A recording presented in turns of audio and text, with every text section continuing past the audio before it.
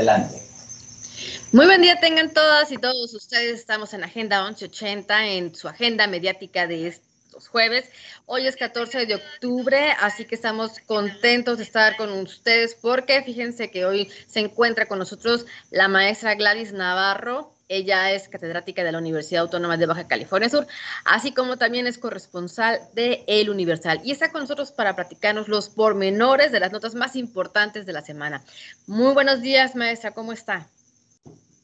Hola, ¿qué tal? Yasmín, muy buenos días, muy contenta de estar aquí, ya casi cerrando semana, es jueves, casi viernes, ya sé, Willy, pero bueno, con mucha actividad, mucha información, pues gracias como siempre por el espacio, pues espacio que se nos va súper rápido, pero la idea es platicar un poco acerca de los temas de la agenda que están en los medios de comunicación, algunas noticias nacionales, locales, y pues poner, como digo, en la mesa de reflexión lo que considero y según el contexto y lo que estudiamos, pues para que la ciudadanía que nos hace favor de sintonizarnos, de escucharnos en la radio, de vernos en nuestras redes sociales, a quienes les agradezco mucho, pues construyan su propio punto de vista.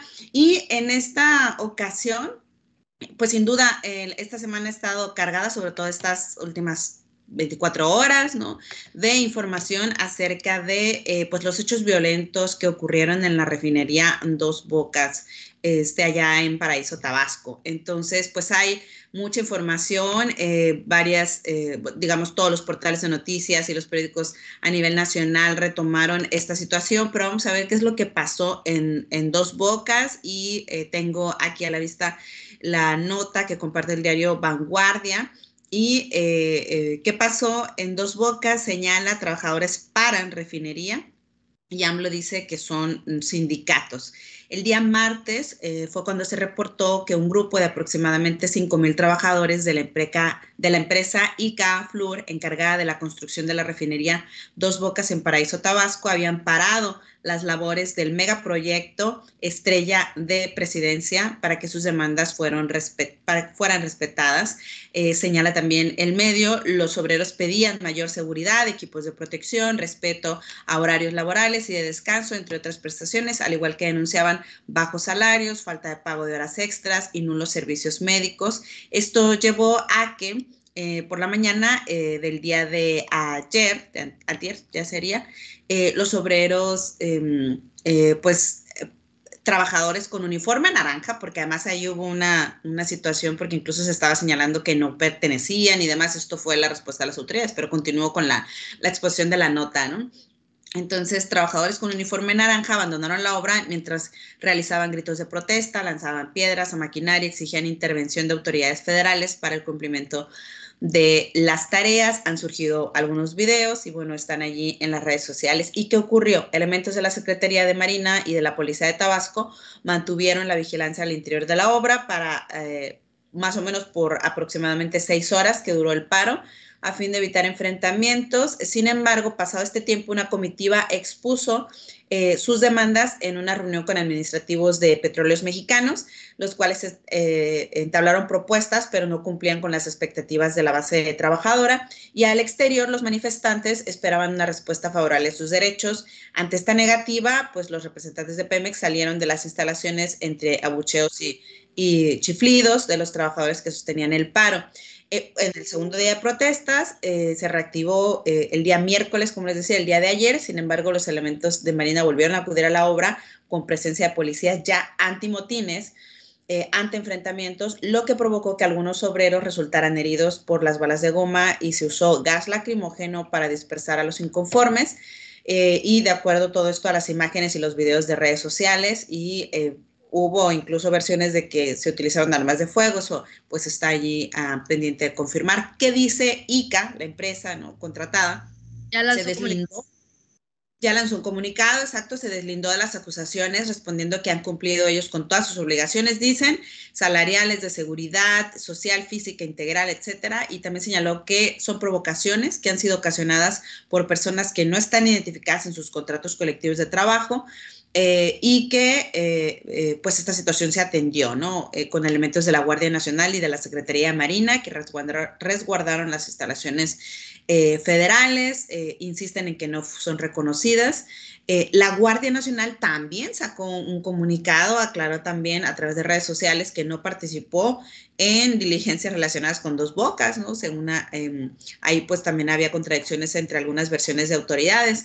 Señaló que no, que la Guardia Nacional no estaba allí, pero sí estaba la Marina, como digo, y sobre todo la Policía Estatal, que entonces se les ha señalado, esto ya son comentarios míos, ¿no? Se les ha señalado de que precisamente hubo un uso excesivo de la fuerza para controlar, contener esta manifestación. Y ahora también elegí esta nota porque como que es de lo más amplio, digamos, que nos contextualiza, que estamos hasta acá, ¿no? De qué fue lo que ocurrió. ¿Qué dijo el presidente ya en la mañanera, en la respuesta del día de ayer también al respecto en Palacio Nacional? Señaló que se trata de un paro momentáneo, dijo que es transitorio, que se están disputando la titularidad del contrato, que es un asunto entre sindicatos. Dice, la empresa ICA tiene trabajadores de un sindicato y hay otro sindicato que le está compitiendo al sindicato que tiene el acuerdo con ICA, y que por eso ayer hubo un paro parcial.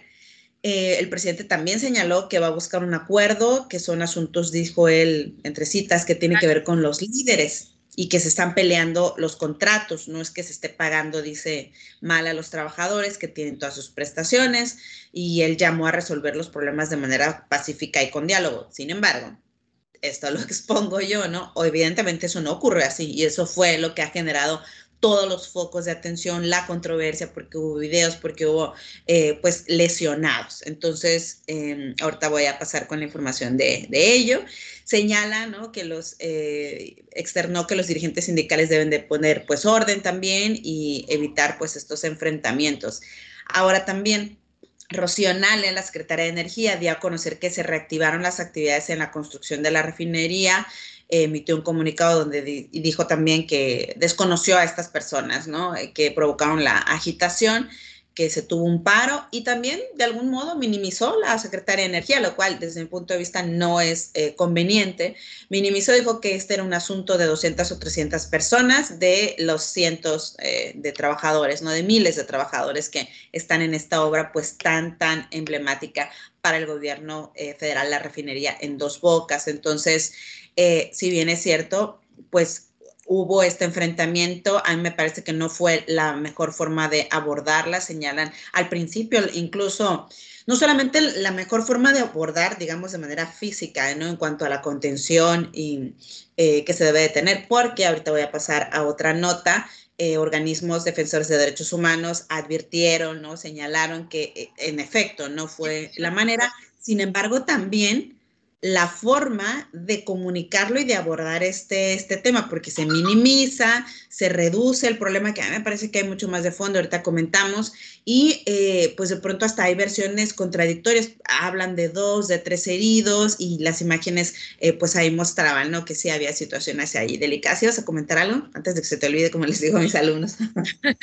No, iba pensando en cómo lo vas platicando, ¿no? En el sentido de que las imágenes pues se dicen otras cosas, ¿no? No era, y al inicio Párez cuando cuestionan, ¿no?, a la Secretaría de Energía, es de que pareciera como que minimizar el asunto, ¿no? Entonces, de ahí también, pues, los medios de comunicación se enfocan en las imágenes que se están viendo, y además, bueno, al inicio, en la mañanera, ¿no?, también al mencionar el presidente que son, ¿cómo se dice?, pues pleitos, ¿no?, las inconformidades entre los grupos líderes. Entonces, si es eso, bueno, cuando vemos las imágenes pareciera otros detalles, ¿no? Entonces, esa manifestación, ese paro que se hace, bueno, se va a más, y bueno, sobre todo que en una de las notas era que la policía estatal, ¿no?, ahí de Tabasco, pues es la que estaba ahí.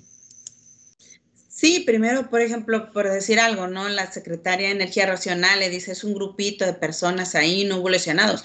Y incluso en una de las notas de Animal Político que pueden revisar, un reportero le señala, a ver, aquí están las imágenes, los videos de la confrontación, entonces tiene que admitir que sí, ¿no?, que sí había. Entonces, por eso decía, la manera de abordar estos temas también es fundamental. El propio presidente, bueno, lo señalaba el día de ayer, ¿no? Pues no un rechazo a la violencia, pero eso fue lo que al final de cuentas ocurrió. Con independencia de que puedan ser provocaciones, de que en efecto sí ocurra como este pleito entre sindicatos, que no es la única vez que se da, que ya había algunas referencias de momentos atrás y que tampoco es la única obra en donde ocurre. Y vamos, incluso aquí mismo en Baja California Sur hemos tenido problemas, situaciones, porque precisamente este tema de los sindicatos se tiene que revisar de fondo, ¿no? De pronto, sí, por supuesto que pueden ayudar a mejorar, digamos, el hecho de que ciudadanos trabajadores estén agremiados, ¿no? Puede llevar y ha llevado hay luchas históricas sindicales, ¿no? Y solo a través de las luchas históricas sindicales se han podido obtener muchos logros, ¿no? Para los trabajadores, para la clase trabajadora. Sin embargo, también ha habido muchos excesos, me parece, ha habido también muchos abusos de sindicatos también, o de miembros, de dirigentes de sindicatos también hacia la clase trabajadora. Para nadie es desconocido, ¿no? Que en muchas ocasiones los sindicatos no operan a favor de la clase trabajadora, ¿no? Sino de pronto también están muy cargados con la parte institucional y también por eso se generan conflictos al interior. Entonces, en este caso,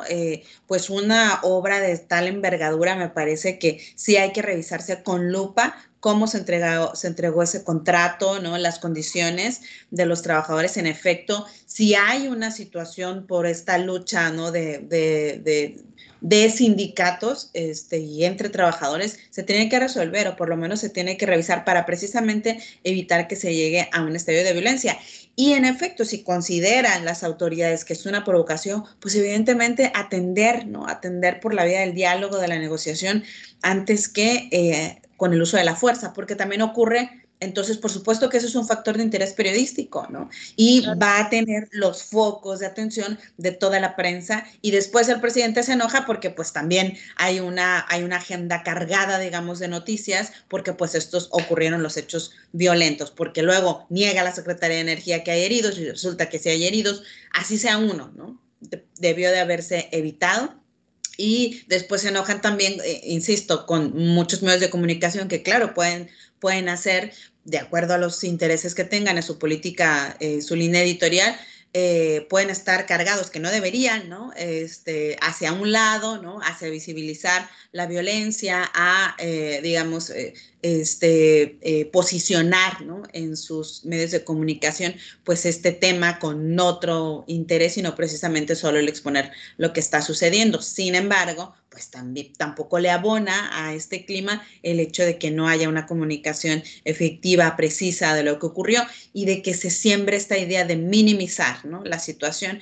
Seguramente que habrá trabajadores a lo mejor que no están del todo conformes, pero se tiene que trabajar, se tiene que esclarecer qué fue lo que realmente sucedió.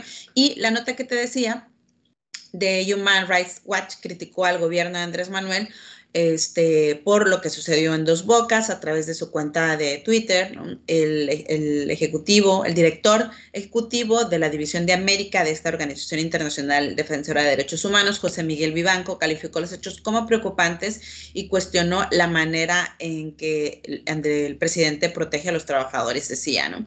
En esta nota de Infobae calificó como preocupante, dice, las agresiones contra los trabajadores de ICA, que construyen la refinería de Dos Bocas, aunque reitero, ¿no? ICA como que se deslinda a través de la cuenta, ¿no? Este ejecutivo, este director de la organización defensora de derechos humanos, escribió: preocupantes las denuncias desde uno de los proyectos favoritos de AMLO, la refinería de Dos Bocas, sobre represión policial y de la Marina contra trabajadores que exigen mejorías laborales. AMLO alardea de apoyar los derechos laborales. ¿Es esta la manera de protegerlos?, cuestionó, al tiempo que retuiteó uno de los videos que se difundieron en redes sociales al momento de las agresiones.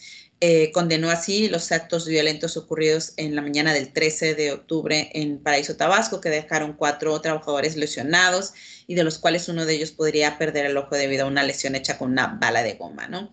ya se ha informado mucho, yo hago una pausa, ¿no? Para comentar al respecto de esto, ya se ha informado mucho, tenemos creo que una amplia experiencia en este tema de movilizaciones y de verdad es que también las balas de goma pueden ser mortales, ¿no? Y pueden causar muchas lesiones de gravedad y ha ocurrido, ha habido en la Ciudad de México que de manera recurrente pues hay manifestaciones, entonces de verdad que se tiene que llegar, hay protocolos especializados que trabajan organismos defensores en materia de derechos humanos para cómo abordar, ¿no? Las manifestaciones y cómo abordar las manifestaciones en donde pueden surgir hechos de violencia y las autoridades lo conocen. Entonces de pronto pareciera quizá que lo más fácil pues es recurrir, ¿no?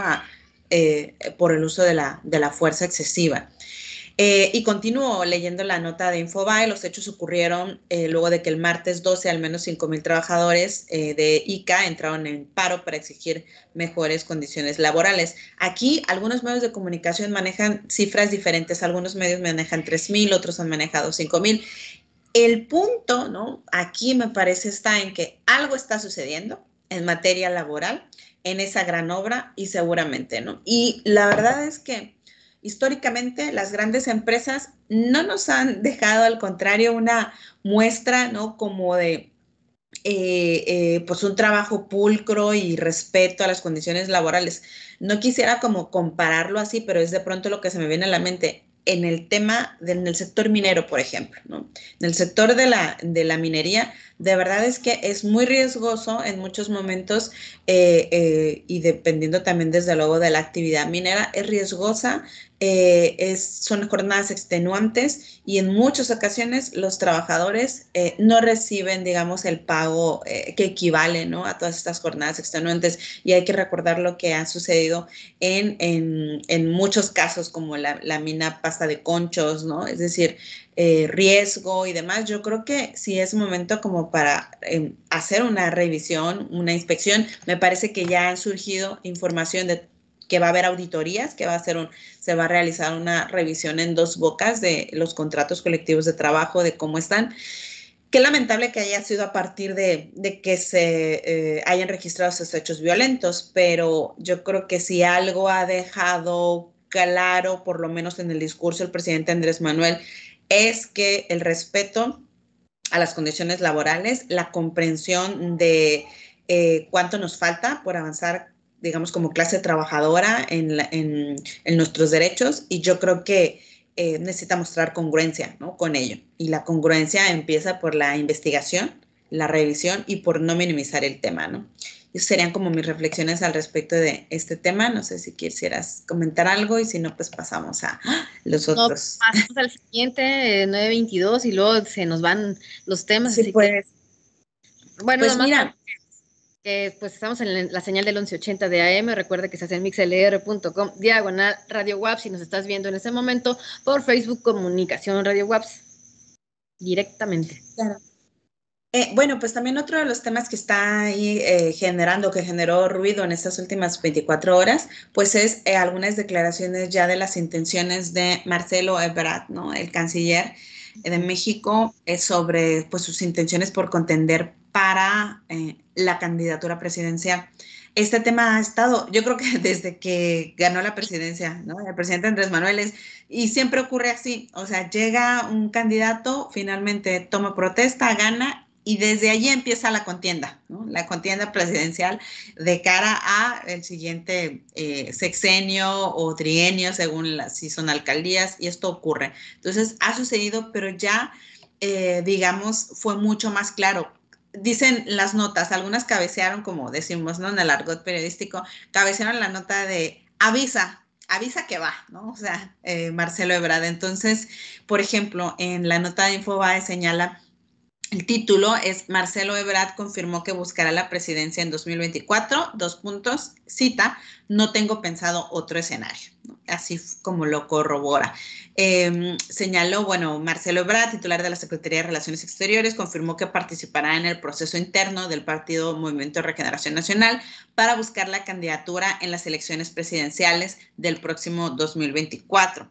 En entrevista con Joaquín López Dóriga en Radio Fórmula, el canciller aseguró que buscará ser candidato de Morena, que no tiene otro escenario para llegar a la presidencia. es decir, que la buscará por Morena, ¿no? Como acotación. Entre cita, debe de haber condiciones de competencia, pero si estás pensando en una encuesta, debe ser creíble y confiable. Yo voy por el proceso de Morena, no tengo otro escenario y voy a participar en lo que Morena determine y ahí vamos a estar. Falta mucho, faltan 2 años todavía, pero lo seguimos platicando en su momento. Lo seguiremos platicando en su momento, dice. Señaló en entrevista, Ebrard Casaubon agradeció al presidente Andrés Manuel López Obrador por haberlo contemplado en la lista de los posibles presidenciales. Hay que recordar que hace un tiempo, incluso lo platicamos, me parece aquí, que el propio presidente empezó a lanzar nombres y algunos no los teníamos en el radar, o sea, de quiénes podrían ser, pero también le hicieron esta pregunta, ¿no? Y agradeció, dijo, por incluirlo en su lista de posibles presidenciables del partido, lo que refirió con los nombres de los potenciales candidatos que puso sobre la mesa, quienes piensa que han hecho un buen trabajo también. Sin embargo, continúa la nota, el secretario de Relaciones Exteriores indicó que él y su equipo de colaboradores no van a distraerse con la sucesión presidencial, ya que tienen que sacar adelante todas sus responsabilidades. Y de nueva cuenta viene una cita. Le agradezco al presidente que me haya nombrado en esa lista que dio a conocer aquel día. Lo que hace el presidente es poner sobre la mesa, que por cierto no es usual, dice, a quienes piensa él que hayan hecho un trabajo que pueda ser considerado en 2024. Ahora bien, no hay que distraerse, recalcó el secretario. Recordó también en esta entrevista durante una comida les platicó a sus amigos que le interesaba competir por el cargo en los próximos comicios, pues forma parte de su proyecto de vida, pero les pidió tener en claro que primero hay que sacar adelante las responsabilidades y cuando se convoquen 2 años a participar, dijo, ahí estaremos. Y ahí termina su cita. También dijo que iba a estar atento en espera del proceso de selección que llevará Morena y dejó claro, de nueva cuenta, que se deben de tener garantizadas las condiciones para una competencia leal y creíble a todas luces. Dice, de nueva cuenta como cita, pienso definitivamente participar de acuerdo a las normas que se den por parte de Morena en primer lugar y ya nos dirán cómo va a ser el proceso. No dudes de eso, le dice a López Dóriga, tiene que haber condiciones de competencia porque de otra manera sería difícil, tiene que ser algo justo, creíble, confiable.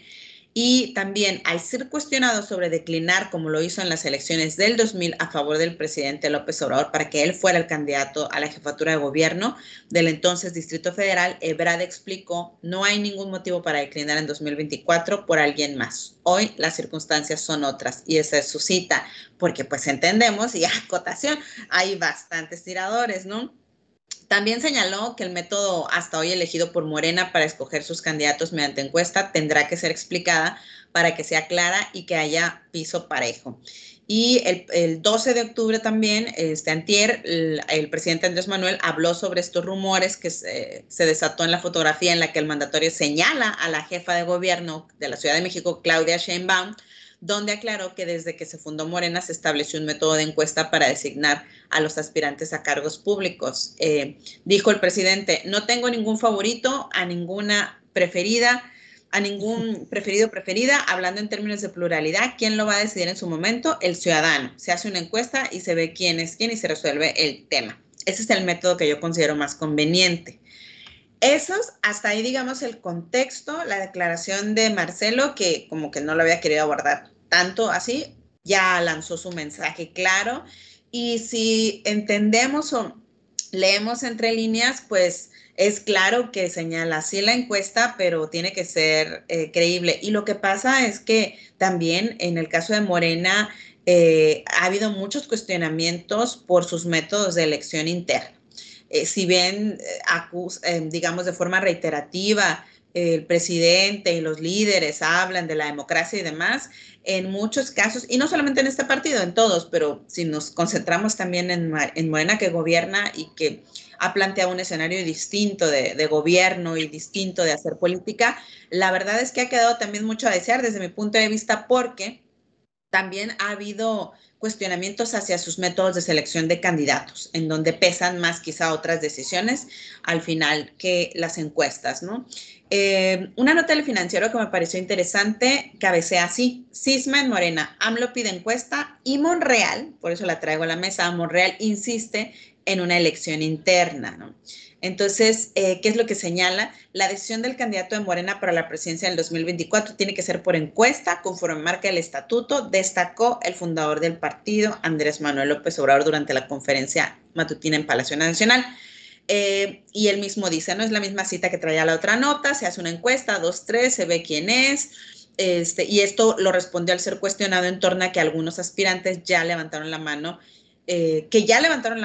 ven dados cargados hacia Claudia Sheinbaum, jefa de gobierno de la Ciudad de México. Recordó que él mismo se midió en 2011 frente a Marcelo Ebrard y aunque ganó la encuesta con poco margen, el entonces jefe de gobierno aceptó el resultado. Dice el presidente, cosa que no es fácil, sobre todo en ambiciosos vulgares, que soy yo o hay conflicto o me voy de candidato, expresó respecto al actual canciller, quien también ha levantado la mano, ¿no? Aunque Marcelo Ebrard dijo que sería por Morena. Y bueno, continúa en la nota señalando como cita, lo otro, a ver, pongan casillas, imagínense los conservadores van a querer un candidato a modo, van a querer un candidato que les garantice que ya no va a haber transformación, que van a volver a sus fueros los corruptos, que van a seguir las condonaciones de impuestos y que va a continuar el desmantelamiento de Pemex, siguió el presidente, ¿no? Y bueno, lo que está señalando, ¿no? Le preguntaron textualmente en la conferencia, ¿se puede afirmar que Claudia es su preferida para sucederlo? Y él respondió, y eso ha generado también como mucho revuelo, pues está buena la pregunta, ¿eh? Expresó entre risas, las cuales se replicaron entre integrantes del gabinete presentes, entre ellos Rocío Nale, secretaria de Energía, a quien el mandatario también la perfiló como una ficha, ¿no? Entonces, como presidenciable. ¿Y qué respondió, además de esta buena la pregunta? Dijo, no tengo ningún preferido a ninguna preferida, hablando en términos de pluralidad y de género. Agregó que la respuesta ya se dio con la audiencia, con la ausencia de Marcelo, que estuvo en la conferencia, pero se retiró antes de participar en el G20, ¿no? Y bueno, Ricardo Monreal, coordinador de Morena en el Senado, también aspirante, se pronunció porque la selección del candidato se dé mediante la elección, pues la encuesta confronta y divide a la militancia. Esto es como el punto de vista y por eso hay como un clima, ¿no? De qué va a suceder. Y Delgado, Mario Delgado, líder nacional, a pesar de la desconfianza expresada por el senador Ricardo Monreal por este método, el líder nacional de Morena, Mario Delgado, dice la nota, insistió que el candidato o candidata para el proceso lo va a decidir la gente en encuesta. Entonces, el líder nacional señala que en encuesta, Ricardo Monreal, que tiene un peso importante, ¿no? Como en el Senado también, y como pues finalmente dirigente, ¿no? de Morena, insiste en que sea un proceso interno. Monreal consideró que el método de encuesta está agotado y que divide a los militantes y recomendó mejor realizar elecciones primarias. Y ahí están las visiones encontradas. Yo creo que este tema va a dar mucho de qué hablar. Es lo que reitero. Yo creo que si el enemigo de Morena es Morena mismo, ¿no? Es decir, si no logran los acuerdos necesarios, la transparencia, la claridad en el método, ¿no? que va a definir al candidato presidencial. De verdad es que se van a lastimar mucho como partido, como ha ocurrido en otros procesos, como ocurrió en este pasado proceso electoral en varias entidades también, en donde al final de cuentas sí, Morena avanzó, arrasó en algunas, en Baja California Sur desbancó al PAN, paréntesis, el PAN hoy en Baja California Sur, hablábamos la semana pasada de qué pasaba, ¿no? Con la oposición, está teniendo ahí grilla, conflicto interno por la sucesión, ¿no? de quien vaya a estar al frente del comité estatal. Ayer hubo una situación ahí rara, ¿no? Que no se realizó una reunión que estaba preparada, etcétera. Entonces, creo que los enemigos están en casa siempre en los partidos políticos, no solamente en Morena, pero hoy que Morena gobierna a nivel nacional, pues creo que es fundamental que se pongan de acuerdo, que se gobiernen, ¿no? Y porque si no, de cara a la elección, llegará como un Morena debilitado, como le pasó al PAN en Baja California Sur, como le ha pasado en estos años al PRI también, que ha tenido sus propias pugnas, pero en Morena y los diferentes grupos, las huestes, como hay quienes les llaman, ¿no? También despectivamente, en muchos momentos no se han podido poner de acuerdo y entonces pues los candidatos no llegan o todos acuerpados. Este es el escenario hoy al 14 de octubre del 2021, que quede grabado. Vamos a ver ya cada vez más cercano cómo se van a ir moviendo las piezas. Textualmente, Marcelo Ebrard, que es uno de los fuertes candidatos, aspirantes, digamos, está señalando voy por Morena. No dice me voy a otro partido, no dice voy por la vía independiente, ¿no? O sea, ese sería el escenario. Ya los dirigentes, como decía Mario Delgado, está planteando que tiene que ser por encuesta, va alineado, digamos, a lo que señala el presidente, que al final de cuentas es un líder político también. Pero ahí están las figuras de las mujeres y la figura de Claudia Sheinbaum es muy importante y el presidente le ha hecho, por lo menos si revisamos como esta parte de la comunicación también que nos toca, decimos, bastantes guiños también, ¿no? Le ha hecho guiños a Claudia, ¿no? Le ha levantado la mano ya en algunas reuniones con militantes, con funcionarios, entonces creo que nada está dicho todavía y va a haber bastante jaloneo, ¿no? Rumbo al 2024 y ahí está creo que el gran reto de llegar unidos, ¿no? Y de ver cómo van a poder conciliar pues, los diferentes intereses, como ves, mientras le tomo mi café. Definitivamente. Marcelo Ebrard pues es una figura desde inicios, ¿no? De cuando entra el presidente López Obrador, ¿no? Que si va a estar con él, de qué forma iba a estar con él, cuáles serían también términos y cómo se ha ido desatando esta... bueno, para hablar, ¿no? En cuanto a elecciones, desde el inicio siempre se ha estado cuestionando, pero inclusive, más bien, la figura nueva que entra, pues es Sheinbaum, ¿no? Porque previo no conocíamos tanto de ella, ¿no? Entonces era más bien algo interno, al igual que todas las personas que se están mencionando en este momento. Bueno, a menos que hayan sido los diputados o senador. Pero el detalle también aquí es de que estamos a la mitad, ¿no? Ya, pues obviamente ya podemos ver a destaparse a las diferentes personas y sí se ha visto, ¿no? Este caso de, como mencionas, de que el presidente López Obrador pues ha estado como que más cercano o el guiño guiño, como dices, ¿no? Con la gente. Pero entonces es extraño en el sentido de que ya todos empiezan a tocar esa puerta y pues los titulares en los medios de comunicación le apuntan pues esta parte, ¿no? A Marcelo Ebrard y a Claudia Sheinbaum, así que estará muy interesante estos próximos meses también y años de lo que quedan de esta administración. Además, otro detalle, ya empiezan, como ya lo mencionaste, ¿no? Repito o recalco esa parte de que el mecanismo de la encuesta ha sido cuestionado, criticado por los mismos personajes que están en este partido. Entonces, pues habrá, creo que también es una de las soluciones que se tienen o para resolver de inmediato cómo sería el lanzamiento, pues para la figura que pudiera postularse, ¿no? Así que menos de 3 años y ya empezaron. Y el tiempo avanza súper rápido, decía, ¿no? Incluso desde que tomó protesta el presidente, pues ya decían, ¿no? ¿Quién va? ¿Cómo va? Porque además su idea es continuar con un proyecto, ¿no? Continuar con el proyecto de nación. Lo mismo para Baja California Sur también, ya, o sea, desde este momento que apenas va un mes y ahorita vamos a pasar a esta nota y estas reflexiones, ¿no? Tienen por delante, sí, están a la mitad del camino, pero prácticamente hablamos de que el último año es el año electoral, ¿no? Y digamos, en este año y el que viene tendrán que darse estas definiciones. Entonces, pues va a estar bastante interesante cómo va a quedar, qué heridas, ¿no? Se tendrán que subsanar, cuáles se van a hacer primero y luego cuáles tendrán que sanarse también para llegar fortalecidos, como decía, ¿no? Entonces, pues esto va a seguir, ya hay definiciones, digamos, en cuanto a declaraciones, y pues bueno, pasamos al tema de Baja California Sur. Pues fíjate que cumplió, no sé si lo tengas como en el radar, pero lo he estado comentando los espacios, ¿no? De opinión. El día 10 cumplió un mes ya de gestión el gobernador Víctor Castro Cosío. Y además algo curioso, llega y que fue algo pues inédito, ¿no? Ese día de la toma de protesta pues estaba pegando el huracán Olaf, ¿no? Estaba todavía con los efectos y entonces a un mes, hace unos días apenas, pues estaba justamente ayer antier el huracán Pamela, ¿no? También, entonces, bueno, pues de huracán a huracán, de ciclón a ciclón, ya cumple un mes de gestión. ¿Y qué es lo que hemos podido observar? ¿Qué se ha manejado? ¿Qué han estado publicando los medios de comunicación en Baja California Sur?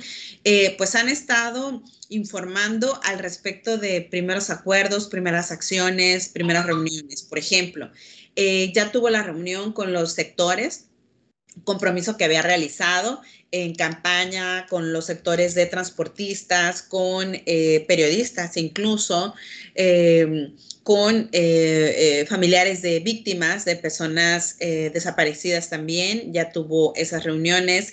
Yo planteaba también en los otros espacios de opinión en donde participo, hacían la pregunta, ¿ya se siente la 4T en Baja California Sur? Y yo ahora mismo también lo planteo, ¿no? Se siente la 4T. Yo creo que ha habido signos diferentes, importantes, que buscan quizá sí remarcar que nos encontramos con un ejercicio de gobierno diferente. Sin embargo, desde mi punto de vista, no han sido como, digamos, con la contundencia necesaria de acuerdo a las expectativas que se tenían sobre el profesor Víctor Castro. Por ejemplo, ¿no?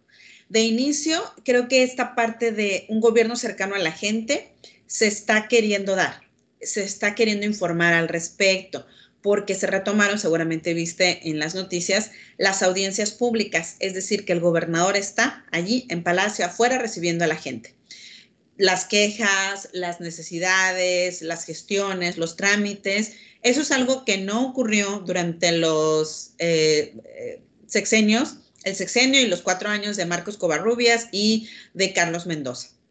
Entonces, sobre todo de Carlos Mendoza, estuvo muy alejado, siempre se estuvo cuestionando eso, solamente en los eventos, ¿no? Como en las colonias, tal, pero no había este signo de cercanía. Y yo creo que había las condiciones para ello, con independencia de la situación de violencia en los años en los que se tuvieron. Entonces, este gobierno, el profesor Víctor Castro llega y dice, vamos a estar cercanos a la gente, retomamos las audiencias, también se retomaron con la alcaldesa Milena Quiroga. Y yo creo que eso es importante, sí, sin embargo, también no nos han informado qué resultados hay de esas audiencias. Si de la totalidad de los trámites, en principio, ¿a qué se acerca la gente, no? Y mucho comentan, algunas autoridades a las que sí se les ha preguntado son apoyos sociales, descuentos para servicios, gestiones de trámites, boletos de avión, una atención para la salud, en fin. Pero no hemos tenido como con claridad si de verdad esta atención aterriza en acciones. Porque digo, qué bueno que se dé un apapacho, ¿no? A la gente que lo necesita y que se escuche, eso es importante. Pero más importante será que se resuelvan sus problemas o que por lo menos se les indique el cauce, la ruta. Y eso pues todavía no lo tenemos claro, ¿no? Si realmente está aterrizando en eso, en acciones. Y en el caso de las reuniones con los sectores, pues también decía, ¿no? Ya hubo reuniones, pero de nuevo cuenta falta como acciones. El gobernador no ha enviado todavía como iniciativas importantes para empezar como estos cambios de fondo también en Baja California Sur. Hay que recordar que, por ejemplo, en comparación con el sexenio pasado, el gobernador, uno de los puntos clave cuando inició la legislatura que terminó fue la ley de movilidad y de ahí se vino también la ruptura, ¿no? Y los problemas que existieron en el Congreso. Entonces, hoy todavía no tenemos eso. Lo que sí tenemos es una gran controversia, que aunque no nos va a alcanzar a abordar todo, pero es por esta terna que presentó el gobernador para quien va a sustituir a un magistrado que tiene que salir del Tribunal Superior de Justicia del Estado. Y esta terna está integrada por 3 mujeres. Y ha generado controversia porque una de ellas es la ex consejera presidenta del Instituto Estatal Electoral, Rebeca Barrera. Y ha generado controversia porque ella fue el árbitro electoral y quienes tienen que definir si ella queda o no, pues son las diputadas y los diputados, ¿no? Y en muchos casos diputadas que llegaron por las acciones afirmativas que Rebeca Barrera impulsó para que pudieran abrirse estos espacios, que sin duda es fundamental. Entonces hay quienes acusan y desde luego quienes apoyan a las otras dos aspirantes acusan que no habría imparcialidad en el Congreso del Estado. Yo creo que en efecto hay un riesgo de imparcialidad porque es natural. Si Rebeca Barrera les abrió, digamos, de algún modo con sus acciones, con su impulso y su compromiso, que nadie le resta méritos, su compromiso por la paridad, el compromiso por los derechos humanos, porque hay diputadas que están representando a comunidades indígenas, a sectores, digamos, vulnerables, como se les identifica, o más bien como grupos en desventaja se les llama, ¿no? Que están allí, es evidente que van a tener una afinidad por ella, ¿no? Entonces, de verdad que es, por lo menos a mí me parece riesgoso, ¿no? En un ejercicio democrático. Sin embargo, pues se presentó. El gobernador presentó esta terna y el día de ayer ya hubo un primer ejercicio también muy cuestionado porque era una reunión de trabajo y se convirtió en una comparecencia y parecía que los dados están cargados o estaban cargados hacia Rebeca Barrera, que reitero, con independencia de sus logros y su perfil, está esta situación, ¿no? De un riesgo de la pérdida de imparcialidad que debe prevalecer en el Congreso. Hoy va a ser la definición, va a haber ahora sí la comparecencia, digamos, formal en el Congreso y va a ser la definición, vamos a ver qué concluyen. Pero esto es algo de las primeras acciones que ha emprendido el gobernador. Y si emprende esta acción de presentar en estas condiciones esta terna, pues de pronto también se generan ciertas dudas, ¿no? Y digamos, no un clima favorable, ¿no? Y comprometido a lo mejor con la democracia, en fin. ¿Qué más ha ocurrido?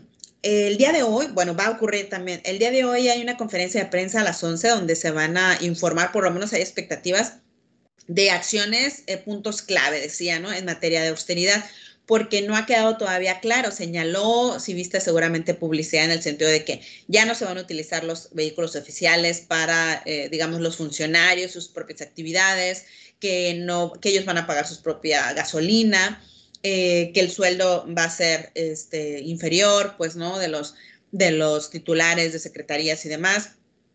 Eso ocurrió y hoy nos van a dar como información más precisa al respecto.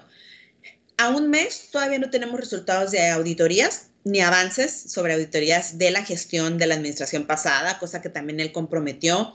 Y digo, todavía falta, entiendo que son procedimientos especializados, pero pues claro, pienso que hay grandes expectativas y entonces por eso decía al inicio, se han dado avances o signos importantes de que hay una visión de gobierno distinta, sin embargo, quizá no corresponden desde mi punto de vista a las expectativas tan amplias que se tenían sobre el ejercicio de gobierno del profesor Víctor Castro, ¿no? Que ha señalado austeridad, que ha señalado transparencia, que ha señalado combate a la corrupción.